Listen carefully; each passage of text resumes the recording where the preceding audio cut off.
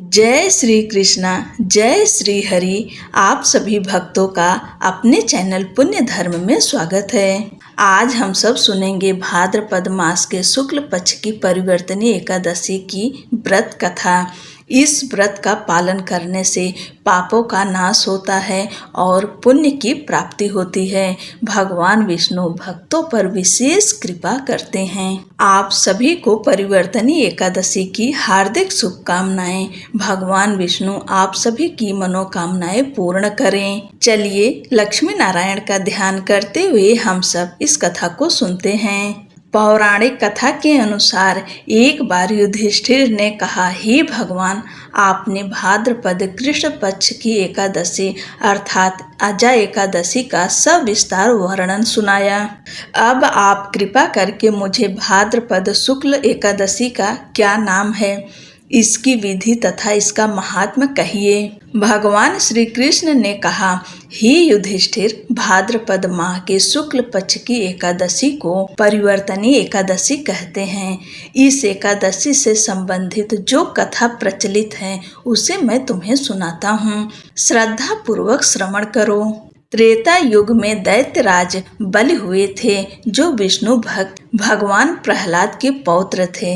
राजा बलि ने अपने पराक्रम और बल से स्वर्ग पर अधिकार कर लिया था, जिस कारण से सभी देवी देवताओं में हड़कंप मच गया था। तब राजा बलि से रक्षा के लिए सभी देवता भगवान विष्णु की शरण में गए।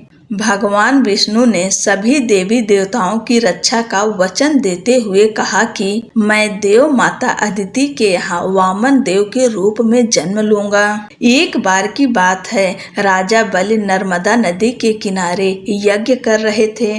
तब भगवान विष्णु वामन रूप में यज्ञ स्थल पर पहुँचे। वामन देव को ब्राह्मण में देखकर राजा बलि ने उनका आदर सत्कार और स्वागत किया और दान में कुछ मांगने को कहा। तब वामन देव ने राजा बलि से 3 पग भूमि देने का आग्रह किया। राजा बलि ने सोचा, बालक ब्राह्मण के 3 पग होते ही कितने हैं। उन्होंने सोचा कि मैं तीनों लोकों का स्वामी हूँ और मेरे लिए 3 पग भूमि कोई बड़ी बात नहीं है। लेकिन यज्ञ स्थल पर दैत्यों के गुरु शुक्राचार्य भी मौजूद थे। वे वामन देव के रूप को जान चुके थे कि ये भगवान विष्णु ब्राह्मण के वेश में आए हैं। दैत्य गुरु शुक्राचार्य राजा बलि को ऐसा वचन देने से मना कर रहे थे, लेकिन गुरु की सलाह को नजरअंदाज करते हुए राजा बलि ने वामन देव को 3 पग भूमि देने का वचन दे दिया। उसके बाद भगवान विष्णु जी अर्थात वामन भगवान ने अपना पहला पैर उठाया और अपना विशाल रूप धारण किया। पहला पैर में धरती लोक और पाताल लोक को नाप लिया, जिसके बाद दूसरे पैर में स्वर्ग लोक, ब्रह्म लोक आदि नाप लिया। उसके बाद वामन भगवान ने कहा कि राजन, अब इस पूरी सृष्टि पर कुछ भी शेष नहीं रहा।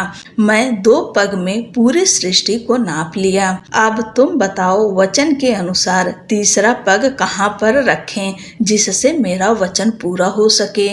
उसके बाद राजा बलि ने अपने दोनों हाथ जोड़कर कहा कि हे भगवान, अब केवल मेरा मुकुट और मेरा शीश है, जो केवल मेरा है। आप तीसरा पैर इस पर रखो और अपनी प्रतिज्ञा को पूरा करो। उसके बाद राजा के सिर पर भगवान ने तीसरा पैर रखा और राजा अपनी प्रजा सहित पाताल लोक में चला गया। राजा बलि की दानवीरता को देखकर भगवान विष्णु अत्यंत प्रसन्न हुए और उन्हें पाताल का स्वामी बनते हुए वचन दिया कि जब तक यह सृष्टि होगी, तुम्हारा नाम सदैव आदर के साथ लिया जाएगा और अब तुम यहीं पर रहकर अपना राज करो। द्वापर युग में तुमसे दोबारा भेंट करूंगा। उसके बाद भगवान ने अंतर्ध्यान कर लिया। हे राजन, वामन भगवान ने कहा था कि जो कोई व्यक्ति भाद्रपद महीने की शुक्ल पक्ष की एकादशी का व्रत करेगा, उसके सभी पाप मुक्त हो जाएंगे और उसे इस एकादशी का फल हजारों अश्वमेघ यज्ञ के बराबर मिलेगा। बोलो भगवान विष्णु की जय। एकादशी माता की जय। जय जय श्री राम।